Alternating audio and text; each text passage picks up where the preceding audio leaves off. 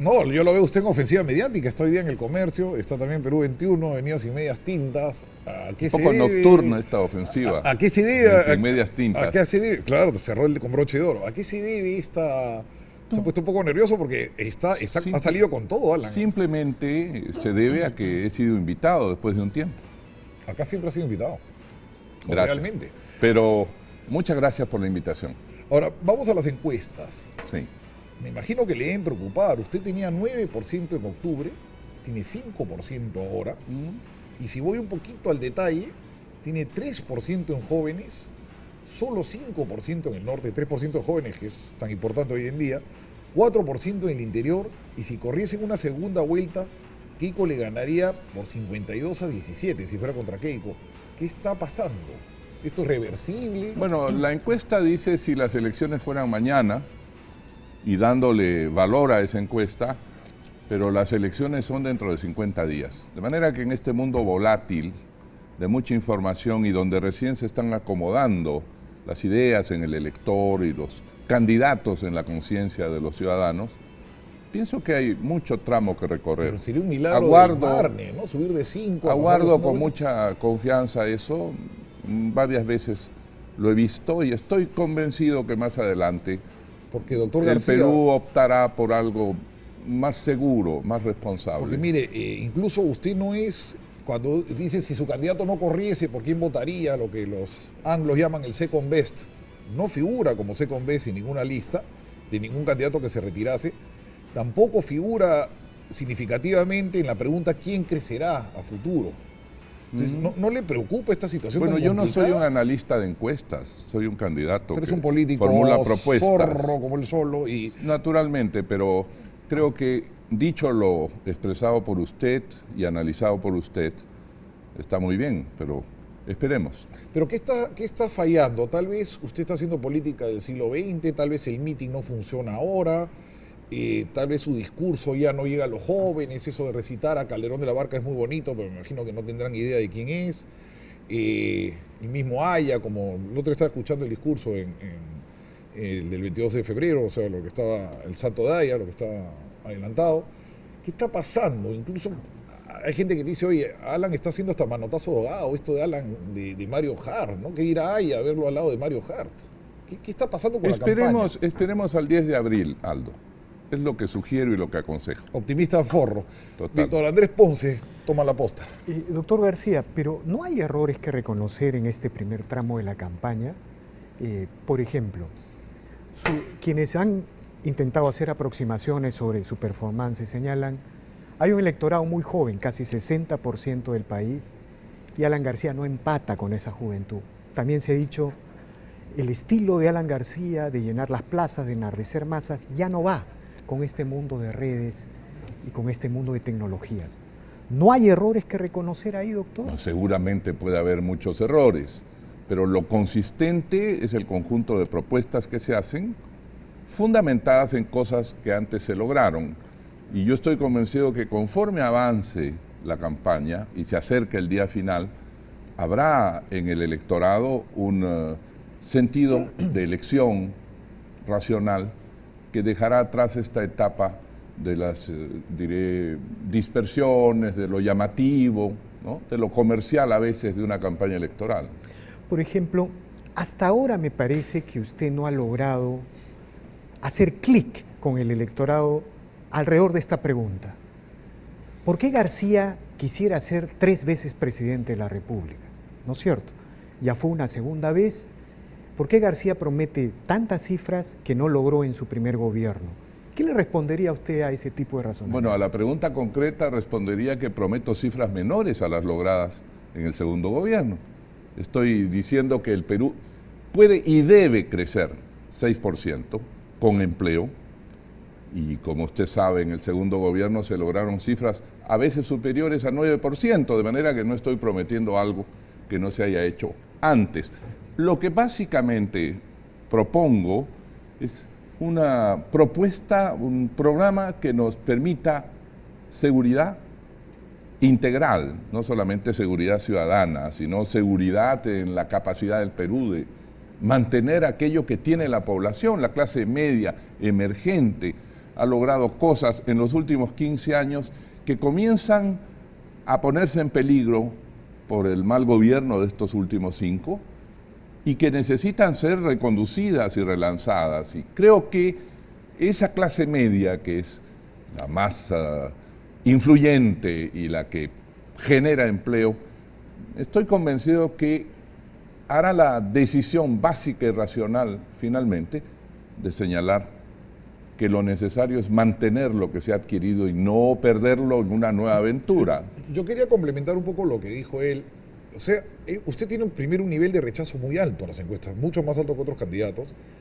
No goza usted de esa coyuntura especial que tuvo el año 85, que era el candidato joven, de la casaca de cuero. Tampoco tiene pues la ventaja que tuvo la elección que ganó de tener al frente Ollanta, que usted era pues para muchos a última hora el mal menor. Ollanta pues era el chavismo y todo esto. Entonces tampoco tiene la retórica, ya no puede utilizar esa retórica que usted usó mucho y abusó mucho, tanto en su primera elección como en la segunda, de que no voy con el TLC, que esto, que el otro. No tiene esa retórica izquierdista, ya no la puede usar y tampoco va en estos tiempos. ¿Qué está pasando? O sea, no tiene ni la prosa, ni tiene el momento político tal vez, y por eso la candidatura no despega.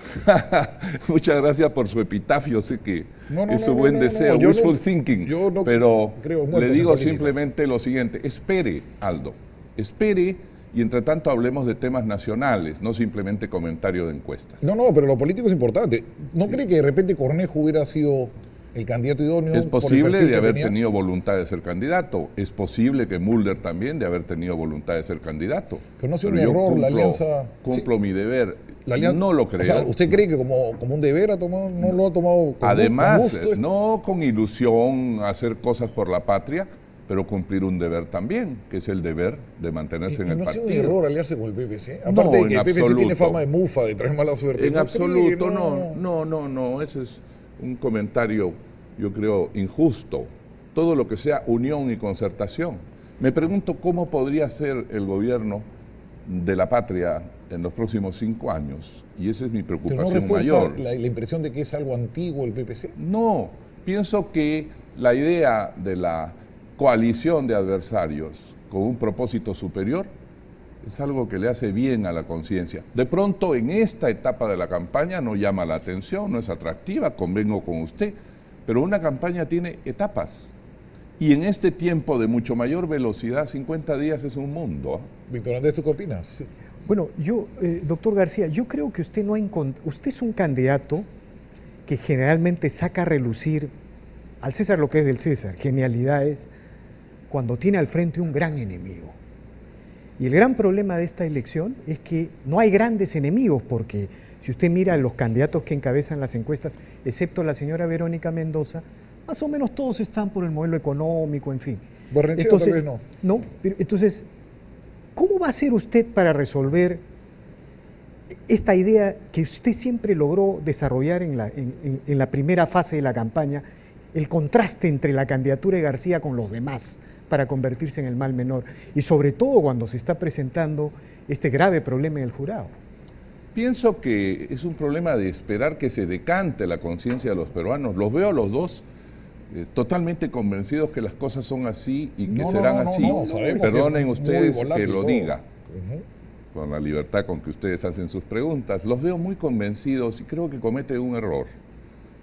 He visto en el Perú y fuera del Perú circunstancias que las encuestas medían y condenaban definitivamente a unos resultados cambiar radicalmente. Tengo una profunda confianza en que así será. Como Manuel Prado del 56. Y no pierdo la confianza. Lo peor que puede hacer un candidato es perder la confianza y desesperarse. O sea, la palabra retiro no está... Las cosas están claramente establecidas. En su diccionario la propuesta no está la palabra me voy a retirar. Me parece que no. Ahora, vamos un poco, para agotar un poco lo político, Guzmán. Usted dice que Guzmán es el aventurerismo, es la lata vacía. Y también estaba viendo en la entrevista, hay este tuit de Nadine, extraño tuit de Nadine apoyándolo. Está William Carreño, miembro del Partido Nacionalista como secretario de organización del partido de Guzmán. Un humanista denuncia a un miembro del Jurado Nacional de Elecciones por todo este tema de la votación, cree que Palacio está... O sea, mi pregunta va por dos lados. Por un lado es, ¿usted cree que es un candidato realmente tan vacuo, tan vacío, Guzmán? Y por el otro lado, ¿cree que Palacio lo está cobijando con esta conjunción de cosas raras? Más importante que esas circunstancias, lo que a mí me preocupa es qué significa el señor Guzmán, cuál es su opción política y cuál es su capacidad de gobierno. Y hasta donde entiendo y conozco de antecedentes, su único antecedente es haber servido al régimen humanista. De manera que no veo en eso la fortaleza necesaria para conducir un país que está en mayores problemas que los que tenía. tenía hace llamarlo 5 lata años. Vacía no es muy fuerte. No. Si usted lee bien el tema, lo que he dicho es que en esta etapa de las elecciones es como entrar en un supermercado donde hay ofertas, donde hay novedades y uno de pronto compra algo que no quería comprar, pero la lata puede estar vacía. No uso términos personales, señor Mariátegui. Y aparte, y lo podría usar también en su política, Sí, pero porque no se va a no es lo que yo he nada de dicho, malo. es usted quien dice eso. Y usted no es la Madre Teresa, los usa con otros candidatos. Pero, y volviendo al otro, eso no, el candidato de los ricos es un término personal, ¿no? Y está ahora de socia de usted. No se pique. No, estoy recordando, uso la memoria. No se pique, el que se pica usted me está pierde. buscando que me pique y yo no me voy a picar. Pero yo siempre conozco, se pica bacalao. conmigo, Aldo. No, eso es mentira. Es Usted- un viejo problema entre Mariátegui y Yaya de la Torre, pues. Bueno, lo resucitaremos Esa a es los la dos picazón de con antaño. un medium. Pero ¿es el candidato o no de gobierno, Guzmán, en su parecer? Estas cosas raras de Nadine. ¿Y yo el por jefe qué de tengo campaña. que vivir opinando del señor Guzmán? Porque es su rival político. O sea, y yo le- sé le que está es su sacando candidato. 13 puntos a Yo usted. sé que es su No, no es candidato. Sé que candidato. tiene que No. orientar la entrevista a eso, pero no estoy de acuerdo. No, le lleva el triple de votos. Sí, bueno. Evidentemente tiene que preocuparle. Dice ¿no? la O sea, encuesta, dice la encuesta. Veremos el 10 de abril. Vamos. Mira, yo soy el que dirige las preguntas, ¿no? Por favor, Víctor Andrés. Doctor García, ¿qué comentario le merece la situación de incertidumbre del jurado? Mire, post-Fujimori hemos tenido 3 elecciones nacionales, muchas elecciones subnacionales, pero nunca ha habido esta sensación de incertidumbre, esta sensación, bueno, hay un artículo de Economist hablando titulando fraude el artículo, ¿no? Entonces, algo como que se ensombrece en estas elecciones con esta situación de incertidumbre con respecto al candidato Julio Guzmán. ¿Qué comentario le merece? ¿Qué reflexión le merece? No solamente como candidato, sino como expresidente. Bueno, creo que no es positivo para el Perú que el jurado tenga estas indecisiones y demoras. Creo que si lo considera debería aplicar la ley rápidamente y evitar esta espera absurda. Aplicar la ley es retirar a Guzmán del proceso Aplicar electoral. la ley, simplemente. Yo no soy miembro del jurado, señor Víctor Andrés, no me saque un titular que no quiero. Es simplemente aplicar la ley. Lo que piense el jurado, que de acuerdo a la Constitución es el último tribunal en temas electorales, que lo diga. Y punto. Pero lo que me preocupa es que el caos del gobierno se ha trasladado al caos electoral. ¿Siente que estas elecciones ya están algo ensombrecidas? No, Por en ejemplo, absoluto. mire, doctor No, García. no, eso es una si- visión pesimista. Mire, si se saca al señor Guzmán, los seguidores de Guzmán van a decir, ahí está la confirmación de un intento de fraude. Y si no se saca al señor Guzmán, yo me imagino que candidatos como PPK, como Keiko, incluso su candidatura van a decir, bueno, esto era un escenario, un tabladillo armado para favorecer a Guzmán. Por ahí no hay ya un problema. El problema se soluciona cumpliendo la ley eficazmente. Si el jurado considera que esa candidatura no fue bien sustentada en la ley, con los procedimientos que la ley y los reglamentos internos presentados establecen, lo saca. Sus partidarios dirán que hubo fraude. Si, a pesar de esas evidencias, no lo saca, otros candidatos dirán que hay fraude. De manera que es esta demora que debió cortarse ipso facto la que está generando especulación. Para cerrar con este tema, en la balanza se está poniendo el derecho a candidatear contra el reglamentarismo. ¿Por cuál opta usted? No, el reglamentarismo es el cumplimiento de la ley, porque entonces usted podría presentarse al jurado con un papel y decir inscribo mi candidatura. Le aceptan el papel y 2 días después le dicen, oiga, ¿a qué partido representa? ¿Quiénes son sus promotores? ¿Cómo se eligió su candidatura? No, los electores tienen el derecho de elegirme pese a eso. Eso no es así. ¿Se cumplen las leyes o no se cumplen las leyes? Ya, entonces su respuesta ya me indica por dónde va, más o menos. A cumplir las leyes. Vamos a algunos temas, dejando un poquito la política. Seguridad, que es lo que más agobia actualmente al país. La gente te dice, Alan propone muchas cosas de seguridad, pero ¿por qué no lo hizo en su momento si ya el crimen estaba espantoso? Y se le fue, a él se le fue las manos y bueno, a este gobierno se le ha ido peor. ¿Por qué Alan ahora me viene a prometer y me va a arreglar un tema que no arregló en su momento? Porque primero no era tan grave como es ahora. Vea usted las cifras del INEI, denuncias en las comisarías y muertes por sicariato. Y en segundo lugar, si se cobra conciencia que esto va a ser peor dentro de unos años, toca ponerlo como primer tema de gobierno. Ahora, usted habla de un sistema de participación confidencial remunerativa. Eso lo escuché en el discurso. ¿Qué consiste esto? Consiste en que en una calle las vecinas y los vecinos saben dónde se refugian los sicarios y dónde se guardan bienes robados. Y saben quién se mueve y quién no. Normalmente no lo comunican a la policía porque tienen temor de ser víctimas de esa misma gente. O sea, comprar inteligencia. Pero evidente, se llama vigilancia o seguridad social participativa. Yo no creo que solamente la Policía Nacional, toda en la calle, más las Fuerzas Armadas y el Serenazgo y la seguridad privada, puedan hacer un milagro de inmediato. Eso es posible si participa la ciudadanía organizada, pero eso, mediante fórmulas confidenciales. Sí, pues tiene que tener mucho cuidado, eso podría también ir a lo político y terminarse un comité de defensa, ¿no? No exactamente, porque eso tiene que verificarse cuando un grupo de pobladores dice, en esa casa se refugian los sicarios, usted los encuentra allí, pues no hay uso político ni uso de venganzas personales allí. Ahora, antes de pasarle a la posta nuevamente a Víctor Andrés, me imagino que preguntará sobre seguridad. ¿Por qué le pone usted la pregunta? Porque estamos ahorita en los temas de seguridad. Al final yo soy el árbitro acá. Ya veo que es usted manda más. Al final yo soy el árbitro acá. Yo no sé, esto no es una confesión de parte, relevo de prueba. Esto no es una democracia. Se están poniendo muchas condenas a juicio de la gente excesivamente fuertes. Dicen que nos hemos ido al extremo, que como se nos está yendo el crimen de las manos, nos hemos vuelto excesivamente punitivos. Un señor que mata a un gato y se mete en un lío muy gordo. Una señora que golpea a un policía que está muy mal, pero que le dan pues muchos años por ello. Un hombre que maltrata brutalmente a un chico que está muy mal, pero mucha gente dice que 7 años también es un exceso para esto, que bueno, también que vaya preso 1 año o 2, pero 7 años también les parece un exceso. ¿No le parece que la norma se ha ido demasiado hacia el otro lado y que estamos siendo excesivamente draconianos, casi sauditas en nuestros castigos? Depende de los temas, ¿no? La crueldad contra un animal que es muy condenable, hay que sancionarla, pero lo que hemos visto de cómo se maltrataba y se torturaba a un niño levantándole los pelos con todo su peso. Horroroso. Eso es algo espantoso. 7 años para mí es poco. Es poco 7 años para usted. En ese caso es poco. ¿Usted le hubiera puesto cuánto? Prisión de por vida ese maldito, le juro. Perpetua. Prisión de por vida.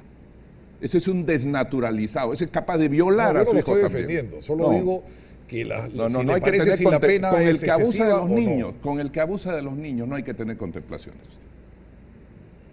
Me parece, no sé, ya estamos un poquito como Arabia Saudita, le vamos a cortar la mano al ladrón. Pero ojalá. Bueno, ¿también? Sí. ¿La mano al ladrón? Bueno, es un decir, no se asuste usted ante la claro, severidad ya, de los jueces. Mañana. Pero en el caso del niño, islámico. En el caso del niño me parece atroz, se lo digo como padre y como que veo criaturas. Totalmente condenable, nadie atroz. puede estar con cosas. Ese hombre es capaz de hacer cualquier cosa a otra persona. No, atroz, si le haces un niño que le era a su prójimo. ¿Víctor Andrés? Sí, yo quiero tocar el tema del crecimiento, doctor. Usted siempre suele en sus ofertas plantear 6% para crecer. Pero la gente en el Perú sabe que los precios de los minerales, el cobre, todo eso ha bajado, ¿no? Y de alguna manera entiende que estamos condenados a menores tasas de crecimiento. Y finalmente, cuando usted propone crecer a las tasas similares de su gobierno anterior, no plantea en realidad ninguna reforma de fondo. Por ejemplo, usted se niega a proponer una reforma en el ámbito laboral. Ya. ¿Usted cree que eso llega al elector? Bueno, no. pero primero, las personas tienen razón cuando dicen que el precio de los minerales está más bajo, pero eso no es todo. Oiga, Cuando nosotros crecíamos 8, y yo no propongo crecer 8, sino 6, que es menos, Chile, que vende más minerales y es más mineral en extracción que nosotros, solo crecía 4. Esto significa que hay otros motores de crecimiento y de captación de inversión y de obra pública que hacen crecer al país con independencia de los precios minerales. ¿Verdad que ahora no podemos crecer a la misma velocidad? Pero podemos intentar y lograr un 6% sostenido. De manera que quisiera aclarar ese tema. No nos compremos los argumentos del gobierno para justificar que no ha hecho obra pública con la velocidad requerida. Pero en América Latina, doctor García, los países si crecen 3% es un triunfo el día de hoy. Bueno, pero ¿no? en América Latina en mi época crecían 4% o 3% y el Perú crecía 8%. Pero hay que poner el Estado a trabajar con más velocidad y dejar a los peruanos trabajar. La SUNAT, la SUNAFIL, todos están persiguiendo absolutamente a los... ¿Por qué si usted no se pronuncia sobre la reforma laboral? ¿Cómo vamos a crecer con estas leyes soviéticas que impiden al trabajador, al informal, al pequeño empresario contratar gente? ¿Por qué usted no dice algo sobre ese tema? El primer deber, porque yo estoy con los trabajadores, y para mí es un facilismo eso de decir le voy a quitar derechos a los trabajadores. No cuenten conmigo para eso.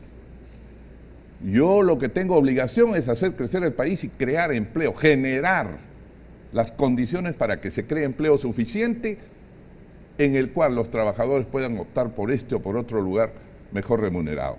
Pero eso de leyes pulpín, no estoy de acuerdo con eso. Creo que cuando el país llega a su tope de crecimiento y tuviéramos un problema, podríamos comenzar a pensar, pero las empresas, las pequeñas y medianas empresas siguen captando trabajadores a pesar de lo que usted llama leyes estalinistas. Yo no estoy de acuerdo con esa soviética visión. Nomás dije. O sea, ¿usted no cree que el actual marco laboral peruano es una de las razones que hay tanta informalidad en el empleo y que el empleo no crece como debería crecer? No es la principal razón. Porque con el crecimiento que usted tuvo, 8%, debió crecer mucho más el empleo formal. No es la... Señor, le ruego comparar. No, creció, pero debió crecer más. Creció más, creció y si hubiéramos continuado desarrollando el país a gran velocidad, estoy convencido que el empleo formal hubiera avanzado mucho más. ¿Pero no cree que la legislación laboral es muy frondosa? O, por ejemplo, el coste del despido, que es lo que siempre se quejan los empresarios, es muy alto. Ese es un tema que puede tratarse, pero recortar los derechos laborales, como están planteando algunos, no cuenten conmigo. Sí, por favor. Doctor García, pero mire usted, en el agro hay una ley que se llama Ley de Promoción Agraria, que tiene mucho menos requisitos para contratar trabajadores. Bueno, en el agro hoy día se habla de que hay una clase media agraria. En el agro se habla de que solo hay 10% de pobres, ¿no? Eso se ha conseguido con una legislación laboral flexible. ¿Por qué no tomar ese ejemplo como modelo para el resto del país? Bueno, porque la agroexportación, usted comprenderá que no es lo mismo que fabricar bienes industriales para la ciudad. La agroexportación debió ser promovida buscando mercados, un poco a ciegas, para saber cuántas hectáreas plantamos de pimiento piquillo y para saber si me las van a comprar en China o en España. De manera que en ese momento esa legislación laboral tuvo sentido, pero cuando ya nos quedamos con un mercado consolidado, no es tan fácil seguir hablando de esas flexibilidades que permiten despedir un trabajador en cualquier momento, ¿no? De eso puedo yo deducir que va a cambiar esa ley del agro. No. Lo que digo es que no voy a cambiar la legislación como está. Tal cual. No le voy a echar la culpa a los trabajadores de la incompetencia del gobierno. Obra pública. Usted está escuchando en el discurso dos grandes obras. El ferrocarril Tacna-Tumbes, que me imagino que no es tren bala como prometió Acuña. Bueno. Es un ferrocarril normal. Sí. Y el túnel trasandino.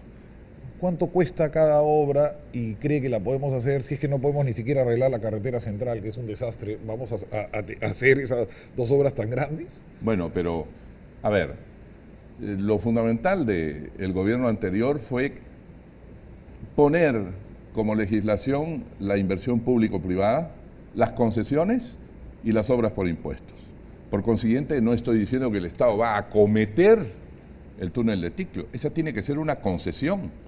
Mire, en el mundo, a pesar de las condiciones difíciles que algunos países tienen, hay inmensa cantidad de capitales, maquinaria paralizada e industrias detenidas, de las que tiene que favorecerse el Perú en los próximos 5 años, convocándolos. Y uno de esos es el túnel de Ticlio. ¿No le va a costar nada al erario nacional? El Estado obviamente puede coparticipar. Se llama inversión público-privada. ¿Y cuánto cuesta este túnel? Este túnel está calculado en 11.000 millones de 11.000 dólares. millones de dólares. Es una enorme obra que acercaría toda la selva central y el Mantaro al... ¿Y el costo-beneficio da para 11.000 millones Pero de dólares? evidente, porque no estamos hablando de lo que hoy produce. Una obra que elimine este costo inmenso que es subir hasta Ticlio y que permita el transporte de mucha mayor cantidad y con enorme velocidad de mercadería y pasar el tren por abajo. Permitiría que el tren se vaya obviamente hasta Pucallpa, por Oxapampa o por Huánuco y pase por esa vía. 11.000 millones. Y el tren, eso me parece excesivo, y el tren Tumbes-Tacna, y con esto ya vamos a corte, ¿cuánto cuesta? No, ese tren es mayor, son 2.240 kilómetros. Sí. Está calculado por una velocidad media de 250 kilómetros y puede hacerse en 2 etapas, partiendo de Lima, y tendría que culminarse ya ¿Cuánto costaría? en el periodo posterior. Se calcula en 17.000 millones de dólares. Pero es una obra de inmensa rentabilidad en empleos generados, en velocidad y ahorro en transporte, pero tiene que hacerse por concesión.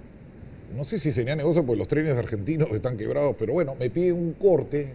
Vamos a regresar ahora mismo con Alan García, una segunda ronda de preguntas.